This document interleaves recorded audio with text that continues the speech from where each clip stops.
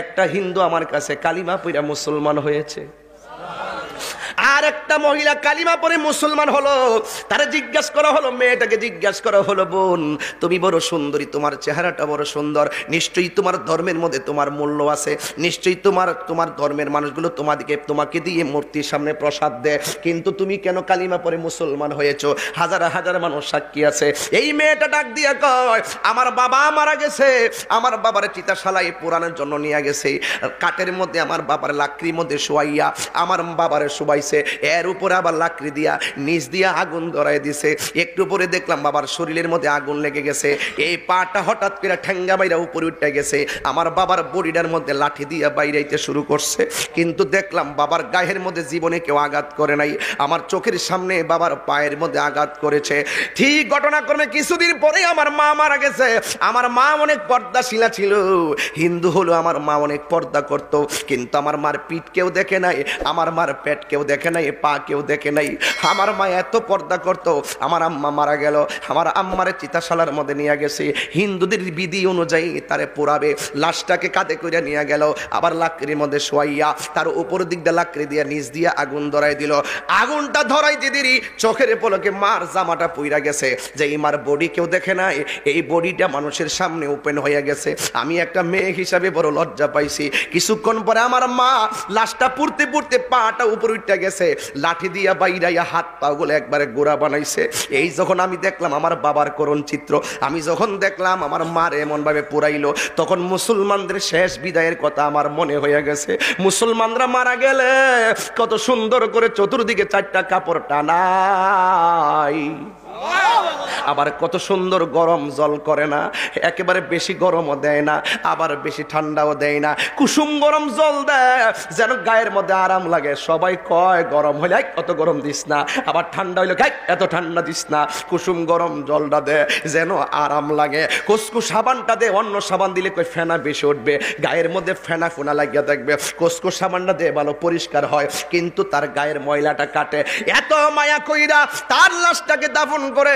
বন্ধুরে, ও বন্ধু, একটা কথা মনে রাখবেন, হিন্দু মেয়েটার উত্তর দেখেন কত সুন্দর। আমরা তো রেডিমেড ইসলাম পাইলাম, কদর করতাম জানি না, আমরা তো রেডিমেড মুসলমানের ঘরে মুসলমান হইলাম, আমরা ভাবতে জানি না। আজকের ঈদগার মাহফিল দিকে ভাবতে হবে, তুমি শ্রেষ্ঠ জাতি, কথা বলেন ঠিক কি না বলেন? এই জন্য যুবক, এই মেয়েটা ডাক দিয়া বলে, ওই মুসলমানরা মারা গেলে কত সুন্দর করে তারা লাশটারে গোসল দেয়, আতর লোবান দেয়, চোখের মধ্যে সুরমা দেয়।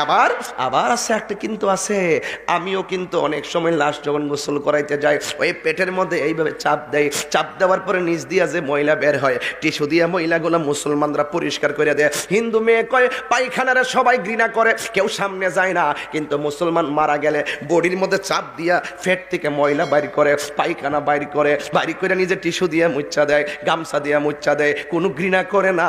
এরা কত মায়া করে, মায়া কইরা তারে নতুন জামাটা পরাইয়া মসজিদ থেকে একটা খাট আনে, খাটের মধ্যে শোয়ায়, কান্দের মধ্যে লাশটারে লয়। কান্দের মধ্যে ব্যাপারে আমার নবী বলেছেন, কোনো মানুষ যদি কোনো মানুষের মৃতের কান্দের মধ্যে মৃতের খাটটা লয়, আমরা তো লইতাম পারি না, বাজার আমরা ডাকে, আমরা তো লইতাম পারি না, বন্ধু আমরা ডাকে, আরে লাশটা নেওয়ার জন্য চেষ্টা করবেন।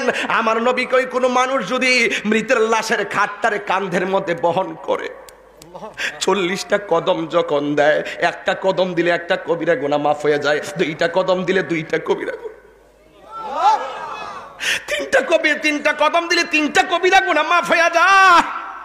আমার নবী বলেন 40টা কদম দিলে বড় বড় 40টা গুনাহ মাফ হয়ে যায়। একটা মানুষের জীবনটা তালাশ করে দেখেন, জীবনে 40টা কবিরা গুনাহ খুঁজা পাইবেন না। যতই বলেন একটা মিথ্যা করলে মিথ্যাই কবিরা, জিনা করলে জিনাটাই কবিরা, কিন্তু কবিরা গুনাহ 40টা খুঁজে বের করা বড় কঠিন। আমার নবী, আপনার নবী বলেন, যদি মৃতের খাটটারে কান্দের মধ্যে লইয়া আস্তে আস্তে যা 40টা কদম দেয়, আমার আল্লাহ রাব্বুল আলামিন তার 40টা কবিরা গুনাহ মাফ কইরা দেয়। যদি দ্বিতীয় দিন আপনি আরেকজনের লাশটা কান্দে নেন, তাইলে আপনি একই ফ্যাসিলিটি পাবেন। 1 সপ্তাহ পরে কান্দে নিলে আপনি একটা আবার একই ফ্যাসিলিটি পাবেন। 1 বছর পরে কান্দে নিলে আপনি একই ফ্যাসিলিটি পাবেন। এক যুবকের দল হিন্দু মেয়েটা বলে, আমি দেখি মৃতের লাশ কান্দের মধ্যে নিয়া মৃতের লাশের কোনা দিয়ে আঙ্গুলটা লাগায় রাখে, কাফরের মধ্যে আঙ্গুলটা লাগায় রাখে, মাঝখান দিয়ে আঙ্গুলটা লাগায় রাখে, কত মায়া কইরা হাঁটি হাঁটি পা পা কইরা তারে লইয়া যায় গোসল কানার ভিতরে, নাক দিয়ে দিয়া তুলা ঢুকায়। জিজ্ঞেস করা হয় কেন তুলা ঢুকাইলা? কয় বলতেছে নাকে দিয়া যেন পানি না ঢুকে। কানের মধ্যে তুলা ঢুকায়। কয় কেন পানির কানের মধ্যে তুলা ঢুকাইলা? কয় কান দিয়া যেন পানি না ঢুকে। আর আমার ধর্মে আমার বাপের গায়ে জীবনে কেউ আঘাত করে নাই, বাবার মৃত্যুর পরে বাবার বাইরানো শুরু করছে, অথচ মুসলমানরা নাকের তুলা লাগায় যেন পানি না ঢুকে, কানের মধ্যে তুলা লাগায়। কত মায়া, কত মায়া কইরা তারে গুরুস্থানে লইয়া যায়। আবার গুরুস্থানের মধ্যে নিয়া মাটির মধ্যে লাভ মেনা ফালাইয়া দেয় না, 2-3 জন কবরের মধ্যে নাই মা তারে লাশটারে আস্তে কইরা কবরে নামাই একবারে কবরের মধ্যে শুয়াইয়া দে। ও বন্ধুরি, ও চাপুর চিনার খেওয়ার বাবা, ও খাওয়ায় পাক পাড়ার বাবা, ও চান্দির বাবা, কি দিয়ে ওয়াজ করতাম, কি বুঝাইতাম, আমার বড় কষ্ট লাগে। আমরা কত শ্রেষ্ঠ জাতি হইলাম।